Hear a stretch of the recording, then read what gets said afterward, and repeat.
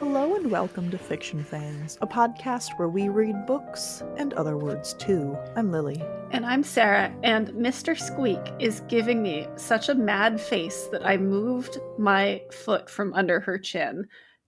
Well, this is a cat-centric episode, so I think she is just getting her resentment energy out at the beginning.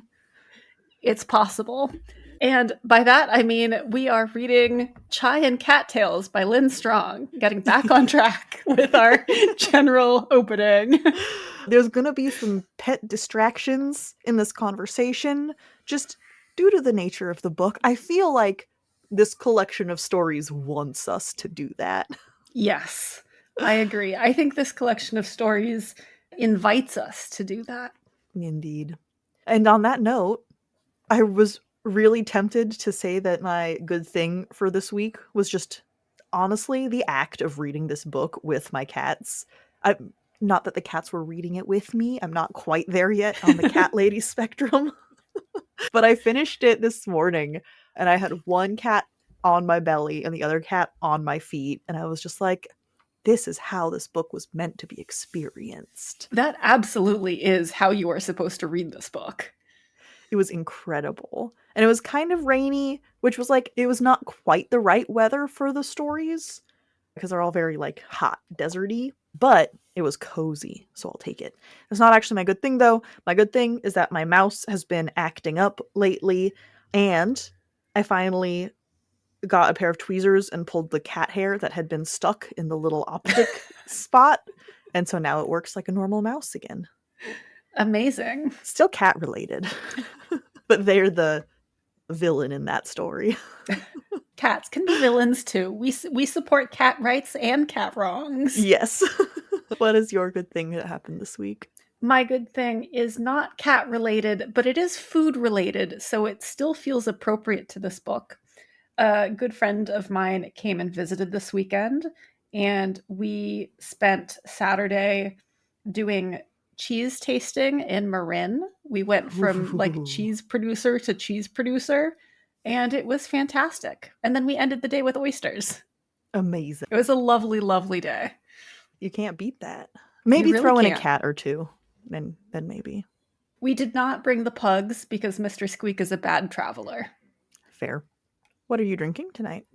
So this book, delightfully, has lots of recipes at the back of it that are related to the stories that were in it.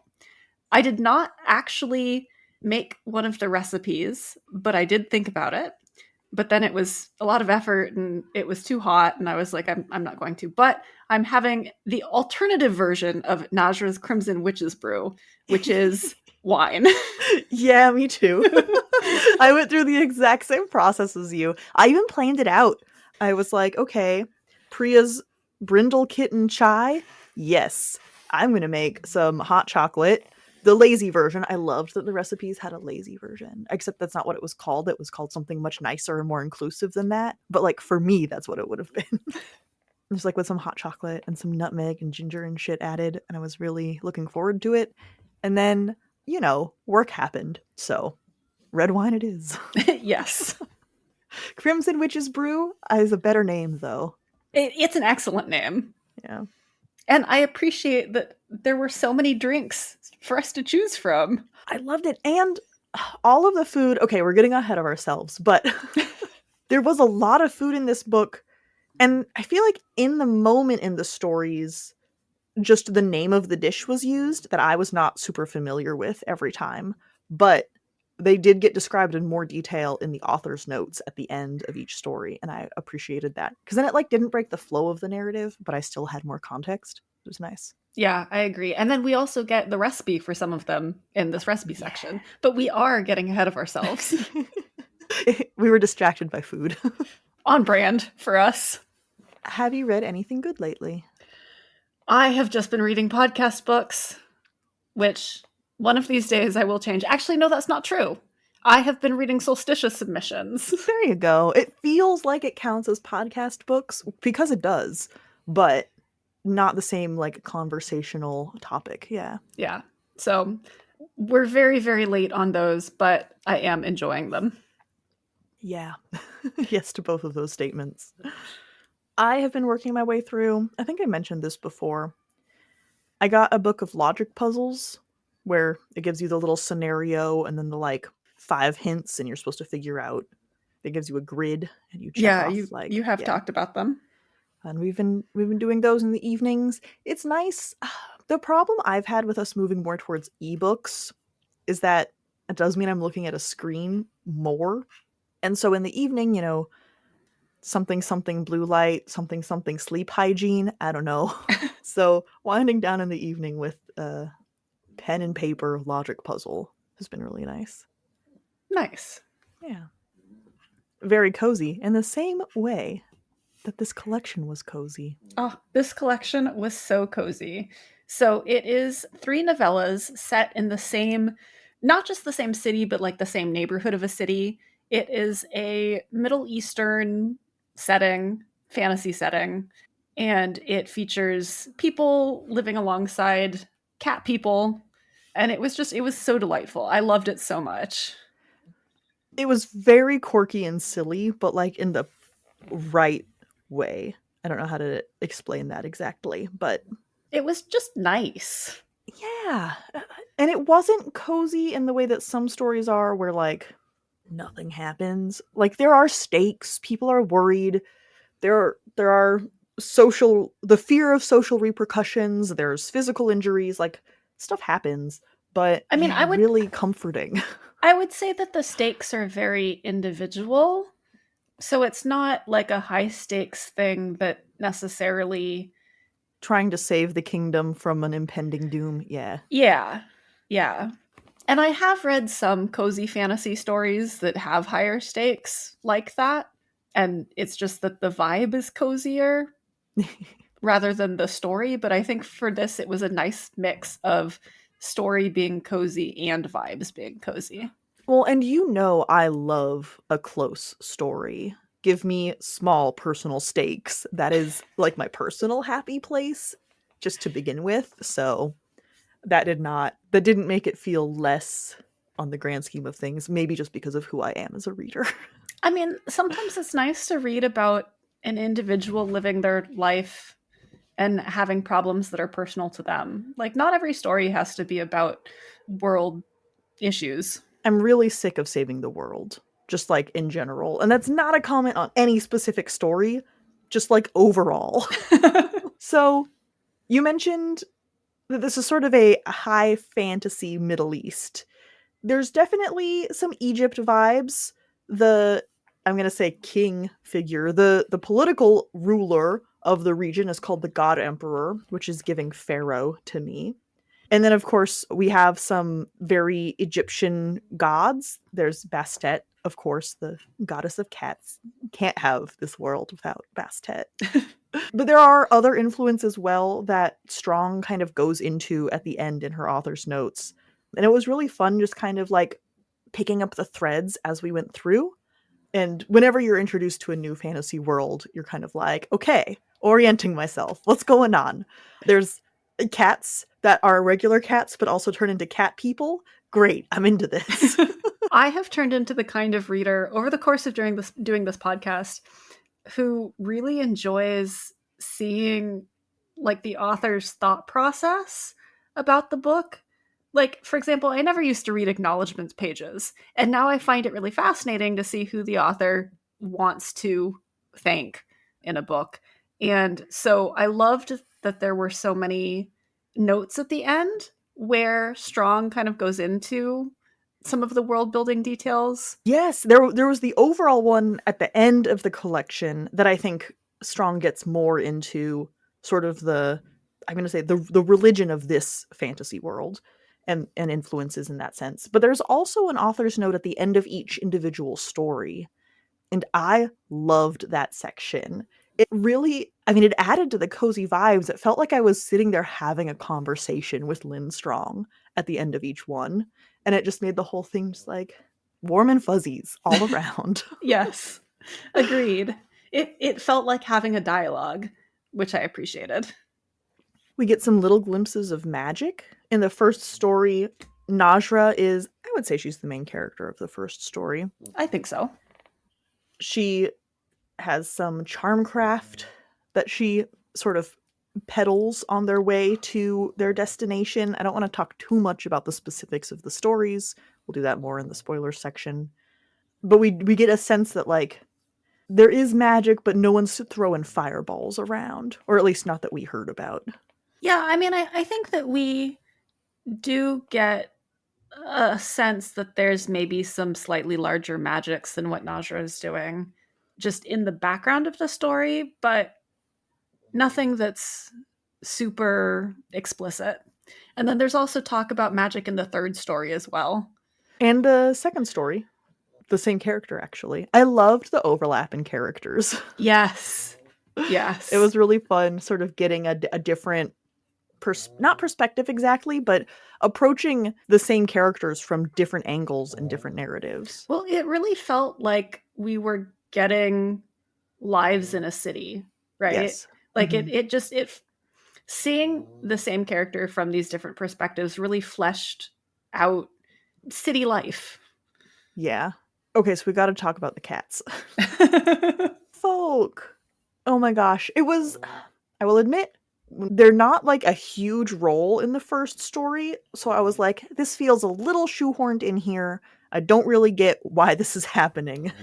But I'm into cats. I'm not going to complain. And then as we went through the stories, you know, seeing different angles, the second one follows Priya, who is a kitten, which was delightful. Yes, I really enjoyed the cats. They were great. Especially the difference in, I mean, it's all third person, but it's very close third person. So we did get a lot of internal thoughts from these characters, but the narrative wasn't. And so that second story follows a kitten, and her grasp on the language is not like quite there. And that moment, I have to do, I'm sure I've done this joke before because I love it and it's awful. But where does Napoleon keep his armies? I don't know. In his sleeveys. That is indeed quite terrible. I love it. Anyway, Priya the kitten is trying to remember the word for armies, and she's like, little arms, armlets, something like that. And it made me think of in his sleeveys. There's some other really good cat-related language in that story in particular. Priya mentions scamper madness, which is a much more dignified way to say poop zoomies. I feel like pugs do scamper madness too. Not necessarily definitely. Poop zoomies, but scamper madness. Yeah, there's also regular zoomies, but I wanted to give the full range of dignity that my cats have, which is, yes, they rule the house. Also, sometimes they have poop zoomies. Which is, after they go to the bathroom, they must launch themselves out of the toilet as fast as catly possible. Is it and because rocket they're making to the other side of the house. Really bad smells? I think they just get the zoomies after they poop. I think it's a thing other cats I've heard rumors of this happening with other cats. I don't think it's unique to mine. Anyway, versus cats demanding dignity. In, I think, the third story, the characters mention how you can't really tell the difference in Bastet's temple. Who's a cat, who's a priestess, and who's a goddess. And they all expect the same respect anyway, so just treat them all nice. As they should. Yeah, it's the cat vibes. Oh, so good. I really liked the bit about the statues in the temple moving around so that they could be placed in the best, like, sunspot. Delightful. It was such perfect cat vibes. Oh my god. Okay. I think worth discussing. I am obviously a cat person. I don't say that to the detriment of dogs. Just like, I have cats. I'm into cats. Love dogs too, but, you know. Do you think someone who is specifically not a cat person would enjoy this book? I mean, I think you can be neutral on cats. You definitely can enjoy this book if you are neutral on cats, because the really cat-heavy story is the second one. Like, the other two don't feature cats quite as heavily. And they're honestly, in the background, but I think the second one carries it, like, the cat stuff the most because it is such an interesting character study in a fantasy sense. yes, agreed. So even though it's the most cat-centric, I feel like it's the least necessary to be into cats, ironically. Yeah, because it's such a strong character, Priya is. So I would agree with that. And obviously I don't have cats, but I like cats in the way that you like dogs. Yeah. Like, I like cats. I just They're don't have nice. them. So Mhm. I'm not a cat person because I don't have cats, but so I'm not sure if I'm the like most qualified to judge. But I do think that as long as you don't hate cats and the concept of cats and everything about cats, like, you'll be fine. Yeah. I mean, I know there's some people who are like that, so I just, like, fair warning. I think that would be obvious from the conversation so far, but Well, and just also saying. from the title. It's True. pretty clear from the title that this book involves cats in some capacity. And the cover. And the cover. Yeah. I interrupted. My husband was in the middle of a game of League of Legends, and I was like, no, you have to look at this book cover. Did he appreciate the cover? He probably would have appreciated it more if I had waited. Yeah. But worth it. So I will admit that over the course of reading this collection, I did notice that I have a disconnect mentally as far as physical affection goes that usually doesn't come up just in general, but this idea that physical affection towards pets is not just fine but expected. Like, someone who didn't pat a sweet dog on the head who came up and really wanted to meet them, I would kind of look down on. Unless you're allergic. Obviously, that doesn't count. Or scared. Yes. There are reasons why you might not pet a dog, but in general, if a dog wants to say hello to you, you would, like, scratch them behind the ears and, like, maybe stroke them along the back, or same thing with a cat. Oh man, if a cat wanted to say hello to you, come on. But physical affection between people is not that way. For like, you specifically, you mean? I don't think so. Like when you view it. I think if I saw two people sitting in, like, a cafe and one of them was, like, caressing the back of the other one's head, I would be like, that's kind of strange. I disagree with you very strongly. Really? Okay. I mean, I disagree with you in the sense that I don't think it should be strange. Society, I think, has kind of conditioned us to view affection between people as a romantic and as an inherently romantic or sexual thing, and it shouldn't be. Like, I'm not saying that this is a good thing. I'm just saying Right. that it was very obvious while I was reading this. Right. I'm saying that I think that society agrees with you, and like that's where you're coming from, but it's not inherently that way. Like, I'm very physically affectionate with lots of my friends, and it's not romantic or sexual because I'm ace and have no interest in that. Like, it's just we, make contact. No, I think that's a good thing. I also am a generally physically affectionate person, and I'm not ace, and it still doesn't mean anything sexual. Yeah. But I do think if I saw two people doing that in public, I would be like, what? Maybe it's the, like, private versus public thing. I don't know. Anyway. And so I guess what I'm saying is I think your brain is wrong to think that. Or I am instinctively reacting to the social norms that I have learned. Thank you very much. Yes. Because I also do those things. Anyway. But I definitely had some times where I was reading this and I was like, you guys are just snuggling? Because the cats are sentient, right? These are cat people. And I was like, no, if this was a cat, that would be totally fine. There's more lap sitting than I would generally expect. You know? There is some lap sitting, but I love that because I think that we should normalize this kind of contact between friends. Sure, yeah. I just wanted to note that, like, while I was reading this, I noticed that. And I was like, okay, this is happening in myself. Yeah, like, I don't disagree with where you're coming from. I just think that it's wrong and socially normalized, and we should be actively working against that. I guess maybe I should Do I have to clarify that when I say strange, I mean unusual, which is empirically true? That doesn't make it bad. Yes, you should clarify that. Okay. Yeah, not bad, just unusual is the way I'm saying strange. Yes. But Strong does mention that she was very intentional about wanting these stories to be incredibly inclusive, and I love that this is, one dimension of that. Oh yeah, absolutely. And I think, wouldn't it be nice if we could just like, I don't know, I'm a big hugger, which as far as physical affection go is pretty like down on the totem pole, right? But anyway. Yeah, I just like when I have too much to drink, I get really cuddly. I just want to cuddle with someone. Yeah. In a friendly, platonic way. Yeah. And we should normalize that. It's nice. Holding hands should be more normal. Yeah. Agreed. But sorry, not more normal, more usual. More prevalent. Yeah. Seen more often in non-romantic contexts. Mm-hmm.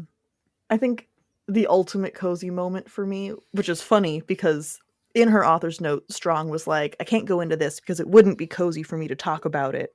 But she begins to defend pumpkin spice. And I was like, yeah! I wanted that entire defense. I know. I would read that essay. Yeah. I was sad that she didn't go into it. I get that might be a more angry essay than she wanted her author's note to be. But yeah. Let people like things. Release the pumpkin spice defense essay. Yeah. Oh, just everything about this. Even when there were moments like, I had a favorite story, which does imply the existence of a least favorite story. But even then, I enjoyed them all and had a great time reading them. I think this came at a very good time also, which, I don't know, sometimes you just want a big literary hug. Yeah, it was, I would have enjoyed this book regardless of the time in which I read it. But I think having this kind of cozy distraction at this moment in particular helped make it hit.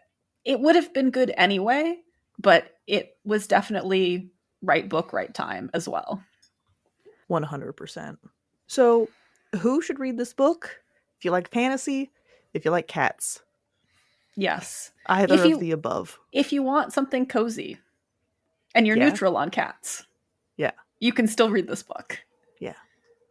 Yeah, that was, or if you like cats. You don't have to like fantasy and cats. If you like either, you would like this. Especially if you're looking for cozy. Yeah. And also, if you want just a couple of bite-sized stories, like they are short novellas, they're not long, they're very easy to read. You can read one, put it down, for however long you need to, and then pick up the other, because even though they're related, they're not... it's not a through plot line. Yeah, they don't follow each other. You don't have to read the first one in order to enjoy the second one. Strong does mention that there are other stories in this world that have been published, and then there's a plan for another collection, I believe. Strong mentioned that there's going to be a trilogy, I think, about the prince in the first book, or in the first story, presumably also including Najra, I hope. And then, yeah, it sounded like there were maybe some more stories. Well, I'm looking forward to it. I definitely want to read more in this world. I'm absolutely going to keep an eye out for more of these books because I loved them. Absolutely. Sorry, I'm just distracted looking at Lynn Strong's website, which says there is going to be a book, Chai and Charmcraft. Yeah, I thought I remembered. And also future books and stories yet to be titled. They're mostly written, but they're resisting names. And there's also a queer, cozy remake of Cinderella that... I am seeing that, yes. Yeah. That features the prince of the first story in Chai and Cattails in Winegraph's Valentine's Special 2024. I am hyped for a full actual romance. Although this is kind of going back into our conversation. Yes, okay. Because my first comment is We have Okay, not. I guess I we, rearranged it and it's no longer the first comment. We're going in. We're going straight in. we have not done the Patreon plug. So I'll edit it in at the end. Okay.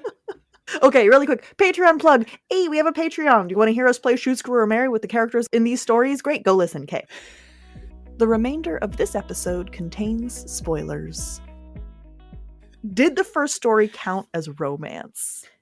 In my opinion, no, because the two characters are not romantically interested in each other. They like each other.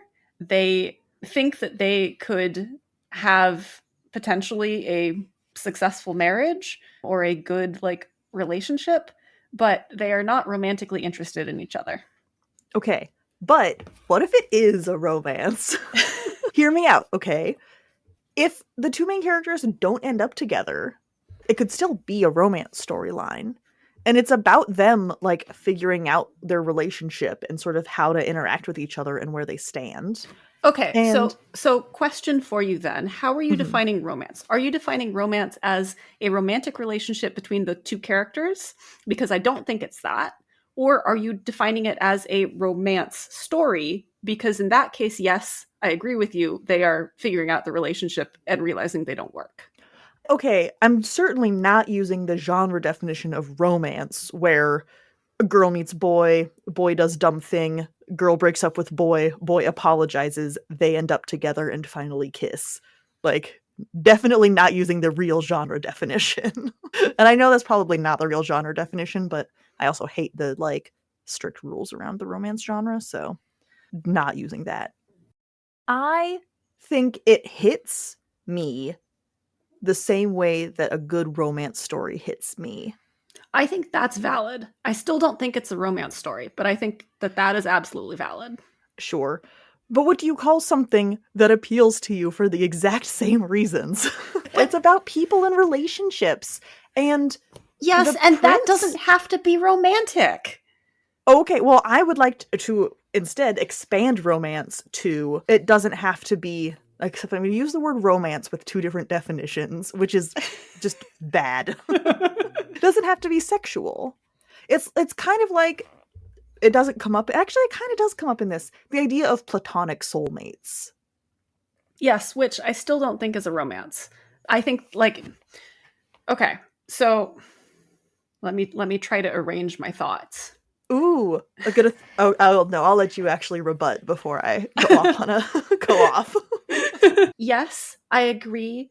Romance doesn't have to be sexual. Like, there's a difference between aromantic and asexual. Like, you can like romance without liking the sex. You can like sex without liking the romance. They're two separate things. We agree there. Yes. Absolutely. But I think that there remains value in differentiating romance from platonic relationships, however deep and meaningful they are, because people don't always want a romantic connection. A love story. I think the problem is that I'm using the word romance for like three different ways of using it, which is unfair and unhelpful and not how language should work. Yes. So in that case, I will concede you're right. But I don't think there is like a thing for, let's talk about sweet, tender relationships between people. Or Well, even not sweet and tender, like toxic friendships. I don't know. It's well, I was going to say, that's why I don't actually disagree with you calling this a romance story arc where two people are dealing with their relationship and how they want it to progress and deciding that they don't work together as a couple. Like, I don't actually disagree with you in that sense, because you're right, we don't have the friendship equivalent terms necessarily. But I don't think that the relationship between the two of them is a romantic one. They are not romantically interested in each other. Therefore, it's not a romance in that sense. okay. I agree with that. I do not ship the main characters. I'm not like, that would be, I'm gonna say it, a little psychotic. And I might push hard for romance, but I'm not there yet. And the way that I don't remember his name. Rahat describes the like man of his dreams was just very sweet. And I think to me, his longing is what pushed me into wanting to call it romantic overall. But then we're also getting into the other definition of romantic, right? Like, it's not a romance in the like Danielle Steele concept of romance. It's not a love story. They're not in love with each other. okay, they don't have they don't I- have romantic feelings for each other. So then I would push back and say that there is love other than romantic love. Yes, I agree, but they are not in love with each other. Yes, I agree with that. But if we wanted to talk about normalizing like non-romantic relationships, Okay. I actually got the sense that they would absolutely love each other, not in a sexual way at all, just in like true partners. I think they would be like they're a great partnership. Yes. And I agree with you there. There's not verbiage for that as far as like what kind of story is this. And so it deals with the relationships between people. It deals with longing. And there is a hint of romance. Oh, see, but now I'm using the word. You can't use the word in your definition of the word. Which just shows that my argument is bad. I do see your point, and I think that you make some valid points. Because there is there is a deep friendship, and friendship can be love. Or at least the potential for one. They meet that day. Yeah, okay. We get the impression that there is definitely the potential for a deep and abiding friendship or platonic love. Yeah. I think it's just that the problem is that the English language so often associates love with romance unless it's in the context of a familial relationship. Well, and this is neither. Absolutely. And then we're kind of getting back into my, like, oh, it's usual to see physical affection for cats, but it's weird if the cats can talk. Or not even if the cats... Actually, yeah, kind of. This is a tangent, but in Baldur's Gate 3, there's a character who has a NPC friend who is a talking cat, and it is kind of weird. Like, it's like you're scratching her on her little chin while she's having a conversation with you about your life choices. Like, what's happening? Anyway, it like this collection challenges your concept of affection, and I love that. Like in a really sweet way. I would push back on that very gently. I think it maybe challenges your view of affection if you have a very heteronormative mainstream societal view of it. Okay. Because I didn't feel like it challenged my views of affection. Okay, fine. I mean, you're welcome to argue with me about that. No.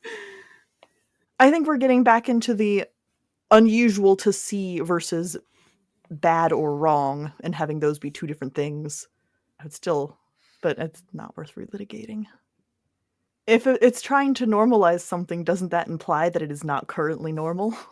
Right, I'm not saying that it's not currently normal. I'm just saying that if, like, there are people out there who view life differently, and so it's not challenging those views for those people.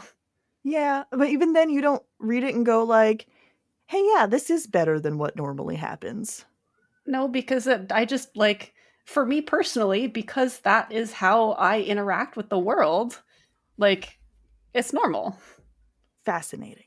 Like, I acknowledge that people don't view it the same way, but I do. Right. And so there's no part of you that's like, hey, nice. I'm glad to get this representation. No, like, I am, but I'm saying that just because I feel like that doesn't mean that I feel like it's challenging my views of like, physical affection.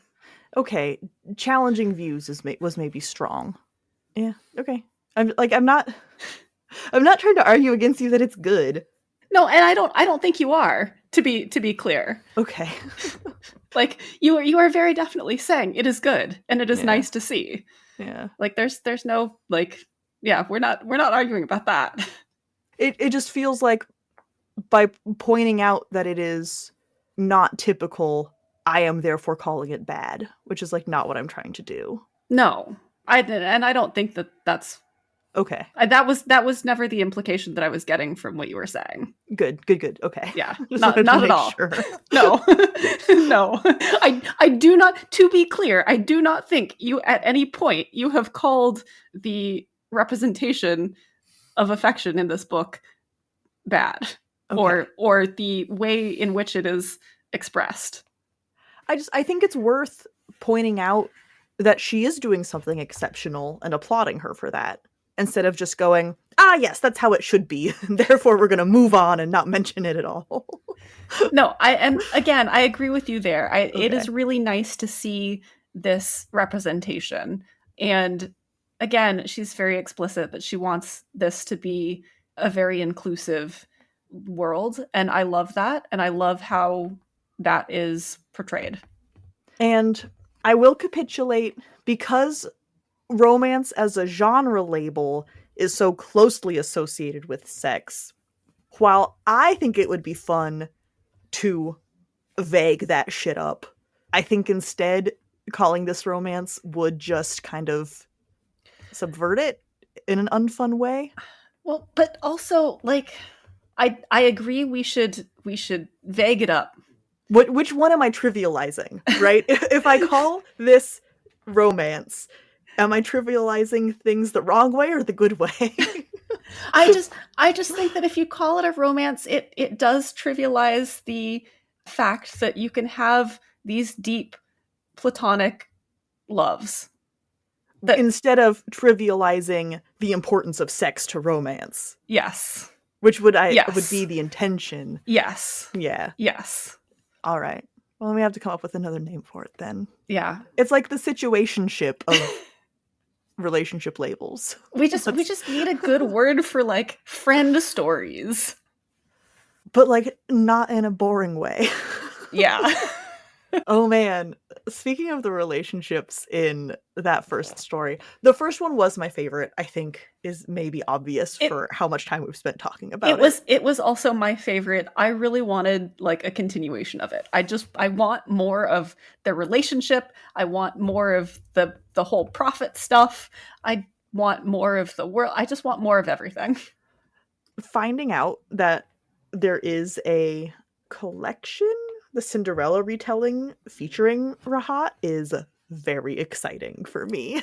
I am actually going to go and buy that. Winegraph, I might be mispronouncing it, but Winegraph is a cozy fantasy magazine. And this is from the Valentine's Day 2024 special. It is $2.99 on Kindle. And I'm going to say this, and after my entire rant about defining this story as romance is going to just dig my hole deeper, but I'm so excited to read a romance by Strong. Her use of interpersonal relationships and exploration of them was so compelling. And I am a junkie for romance. Yes. And people contain multitudes. Yeah. I can be a junkie for romance and still really enjoy the platonic relationship explorations. Just like I can be a junkie for the platonic relationships and still enjoy a romance. Yes. There was even a character in this story, Elder Suhaila, who I was like ready to tear apart. And I knew that you were going to defend her because it's just a topic that I'm extra touchy about. The nosy, overbearing relative, like, doesn't work for me, just like in general. I mean, she was nosy and overbearing. I wouldn't have defended her that much. You might have, just to argue, but we got our arguing out early. Yeah, it's true. If you had asked me earlier in this episode, okay, maybe. But also, I introduced that only to say she totally redeems herself at the end. Like, she gives Rahat such a hard time about basically... He's been talking about Najra and her sister for a long time because he's a prophet. He's seen them in his dreams, and she's, ribbing him about, ooh, these are the women of your dreams. You're going to marry them and well, start building his harem, which on my tangent that I was on was going to sound flippant, but no, that's actually what she was recommending he do. Yes. And so, like, Najra accidentally outs him, and it's kind of a whole thing, and they're like, oh fuck, Suhaila is going to like tell everyone because she's such a gossip. And I was so geared up and ready to be so angry. But then it turns out that she does have tact and was using her powers of gossip for good. And like, oh, Najra took a book out of her hand and therefore he can't marry her. And like going on and on about it. And it was very sweet. And I was like, okay, that kind of nosy, pushy relative I can get behind. Yeah. I agree with you. She wasn't my favorite to start with, but I liked her by the end. She shows growth. Or not growth, but we saw another side of her. Yes. Yeah. Yes. It's all fun and games until shit hits the fan. Which, I mean, that's kind of dramatic, but I think Najra mentions that, like, he had not come out to anyone. So to be outed like that is pretty not great. Yeah. I imagine. I mean, they have a very difficult conversation where no one really communicates well with each other. It's unclear in this world where queer relationships are in the norms. My guess, just from everything else that we see, is that queer relationships are totally fine. Oh, and Rahat does kind of mention that he assumes he needs to beget heirs, which is why it would be a big deal. Yeah. So it's more specific to his station and less the society in this world. Yeah. Okay. So a little bit in his head also, maybe. Well, Najra thinks so. I mean, I'd believe Najra in this case. I would believe anything Najra told me. Yeah, actually. I loved her so much. This is why I want to read more of her. I know, it's true. The fact that the additional story is about Rahat, although it's, from what we know, probably after he's met Najra, I bet she's in it. She really shows up a little. The additional story is several years after The Prince of Her Dreams. You got all the background info. Thank you. I looked at the website. I looked at Strong's website. I know. I'm sitting here having a conversation with you, eye to eye, face to face. And here I am being rude and reading other things. Look, these stories are just so compelling. I can't help it. Yeah, that's fair. It's fair. I don't blame you. I am almost regretful that this story was the first story in the collection, though, because I just kept wanting to go back to it.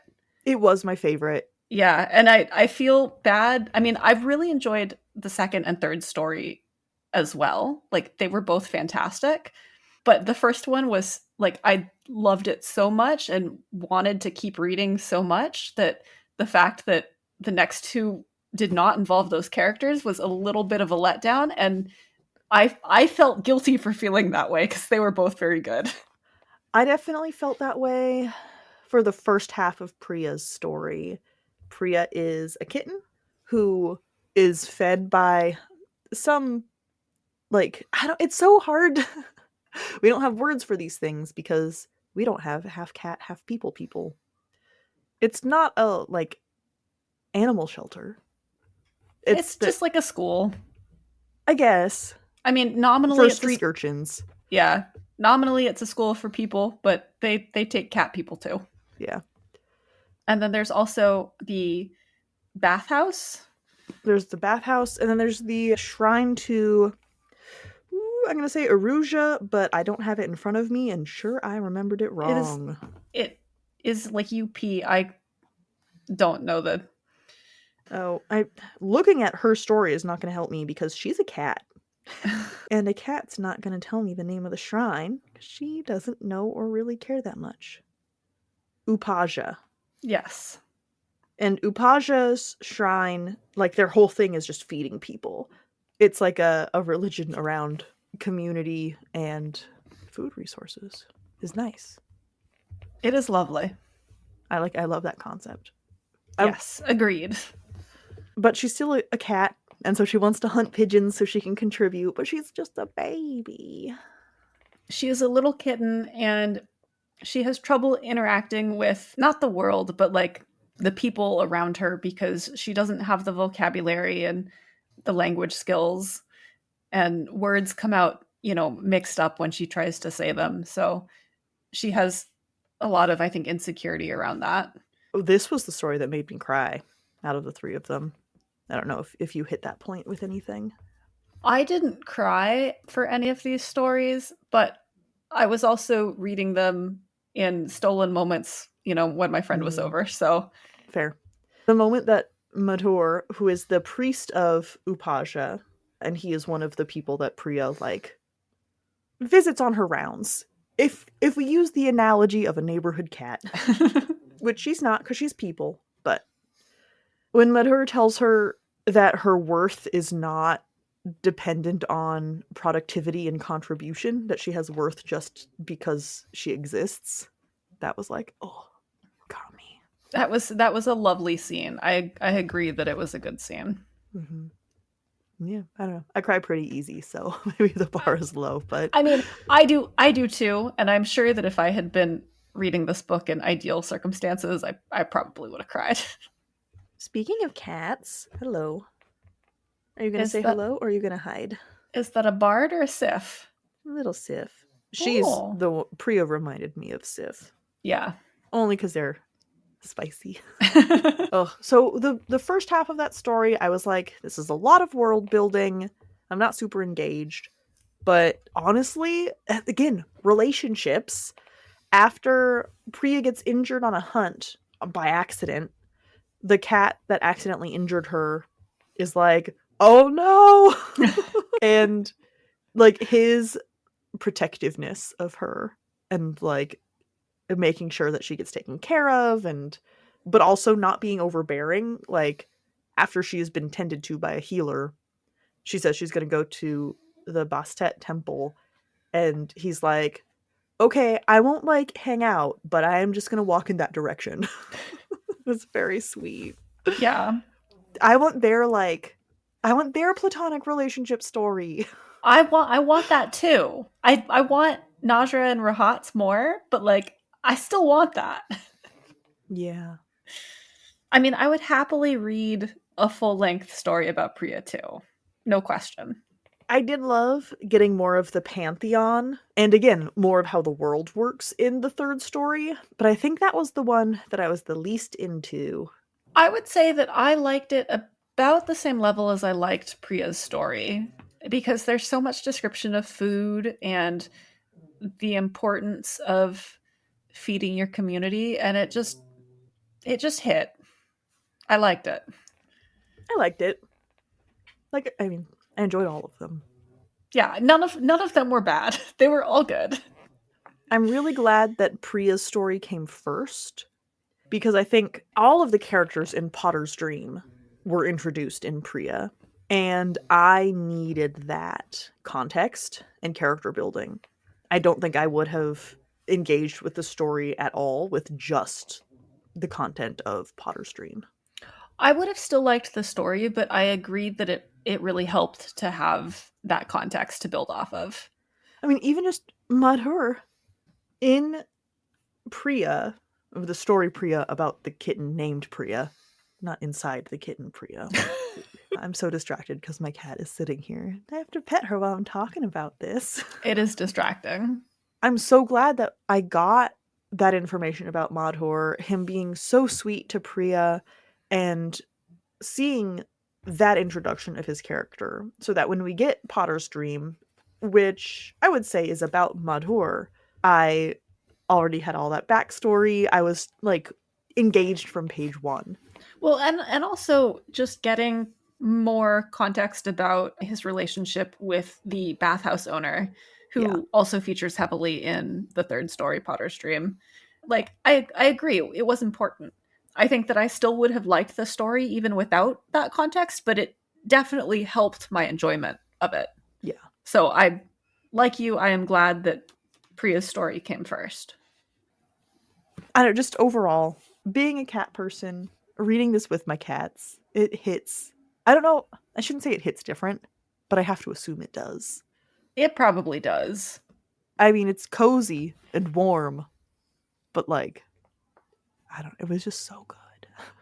I mean, It was good without it. But yeah, it was definitely good without it. But I agree there probably is something special about reading it with your cats, because cats feature heavily. Like it's not, you don't need that to make this enjoyable, but it adds that extra like flavor. I actually wonder, honestly, well, and you can tell me if my assumptions are correct. It's pets in general. What if pets were little people?